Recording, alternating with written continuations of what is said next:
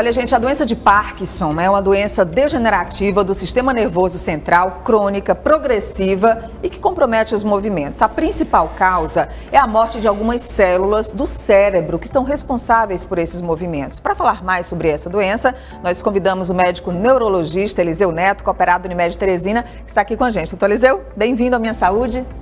Obrigado, Nádia, obrigado pelo convite.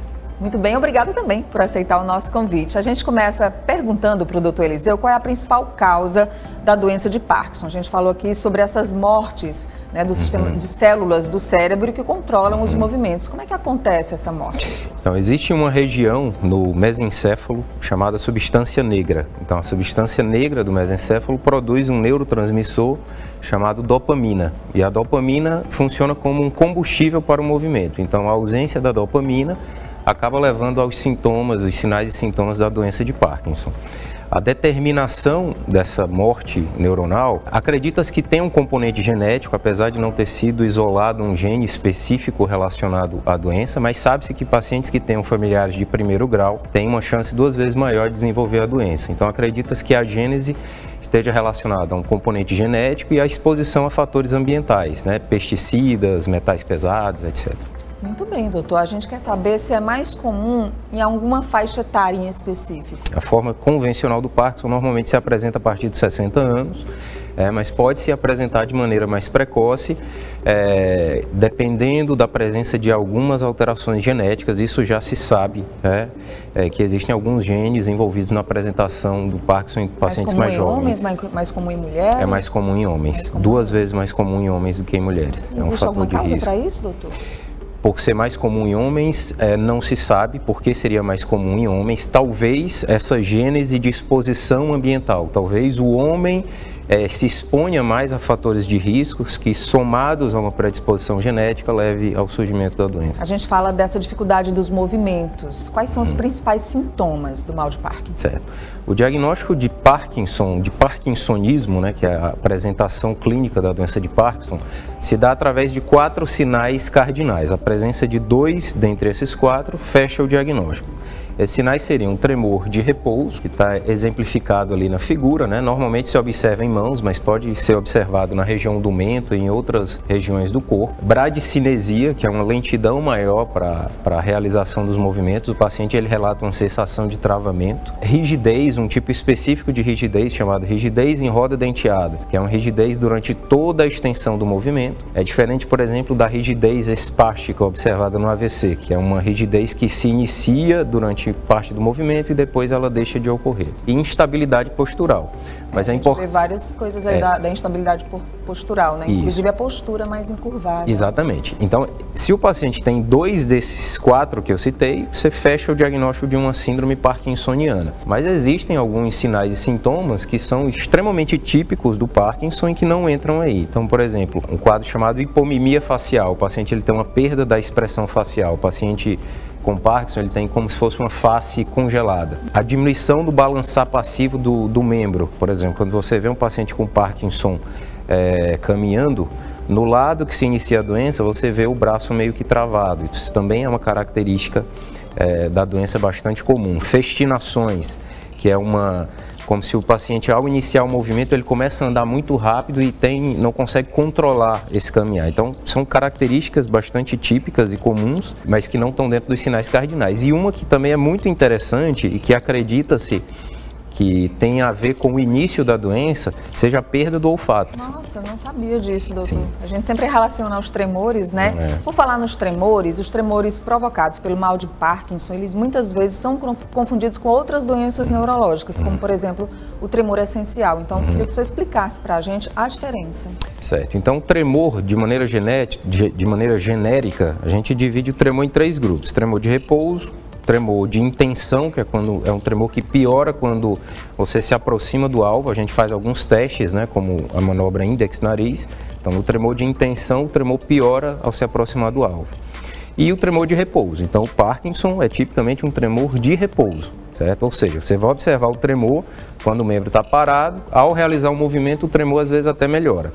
É diferente, por exemplo, do tremor essencial, que é um tremor de ação ou postural, ou seja, é um tremor que surge quando vai realizar uma ação. Bom, nós vamos continuar já essa conversa aqui com o Dr. Eliseu Neto, mas antes eu tenho aqui um convidado especial que está chegando para falar sobre as corridas Unimed Teresina, o educador físico Maurício Pacheco. Oi, Maurício, bem-vindo, tudo bem? Oi, tudo bom? Bom dia, prazer estar aqui com vocês. Eu sou suspeito para falar da corrida Unimed Teresina, né? Após 3 anos, estamos retornando, né, com algumas categorias e acréscimo de mais uma distância, né, que é a distância de 15 km. É uma corrida que dá para aproveitar do iniciante ao avançado. Né? E quais são as categorias disponíveis esse ano?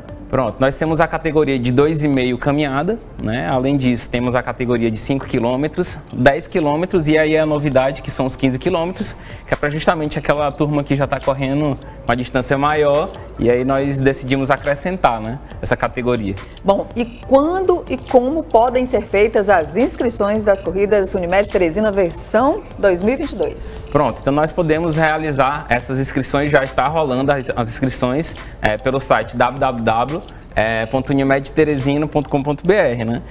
As inscrições já estão rolando e aí aguardamos vocês, né, para mais um desafio. É isso mesmo, gente. Olha, aponte a câmera do seu celular para o QR Code que está aparecendo agora na sua tela e aí é simples para você também fazer a sua inscrição. Maurício, quando e onde acontece a corrida Unimed Teresina? Então é uma corrida em homenagem aos médicos, então será realizada no dia 16 de outubro, né? Será um domingo pela manhã, mas a corrida já acontece antes, né? Já começa antes. Na verdade, nós temos a entrega de kits que vai acontecer no dia 14 e 15, né? E aí a festa vai ser no dia 16. Maurício, muito obrigado. Olha, participe, afinal, a gente corre por uma única certeza, para fazer valer a pena. Queria agradecer a sua presença aqui mais uma vez e a gente se encontra na corrida, viu, Maurício? Vamos correr. Até lá. Vamos ver um vídeo com o superintendente de recursos próprios da Unimed Teresina, Giovanni Cravo. A partir do dia 1º de agosto, a Unimed Teresina inicia a construção do seu grande complexo hospitalar. A partir do dia 1º, todas as crianças passarão a ter a sua internação no Hospital Unimed Primavera. O Hospital Unimed Primavera passa a contar com um centro de cirurgia infantil, com uma UTI infantil e com um posto de atendimento para a internação infantil. Sempre que for necessário que o paciente estiver sendo atendido no Hospital Ilhotas, na urgência e na emergência, e for necessário a transferência, não se preocupe. A Unimed Teresina é quem fará esse transporte. Temos o melhor serviço de remoção de pacientes com o SOS Unimed.